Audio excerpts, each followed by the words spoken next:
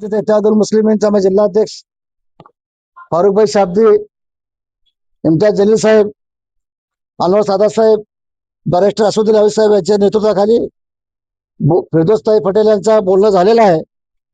परंतु प्रवेश सुद्धा झालेला असा सिद्ध ओपन करतो आणि 4 वाजता स्पष्ट चित्र तुमच्या समोर येईल सगळं. नाही, काय कारण काँग्रेसने उमेदवारी जाहीर केलेली होती, काही कारण आता सांगता येईल की काँग्रेसकडून तुम्ही एमआय मध्ये काय जातायत त्या?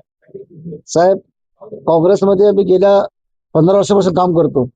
तुम्ही बघितलं परिस्थिती मागच्या लोकसभा विधानसभेमध्ये काय झाली, तर राहणीमान वागणूक या पद्धतीने जेणे फिरदौस पटेल निष्ठावंत कार्यकर्ता म्हणून काँग्रेसमध्ये राहिले असतात.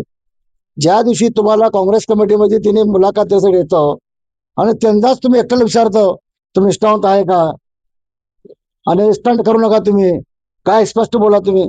मग इतके दिवस थांबून तुमच्यावर फॉर्म भरण्यासाठी आलेच नसते ना तुम्ही. जर तुम्ही काँग्रेस सोडत असले तर आलेच नसते.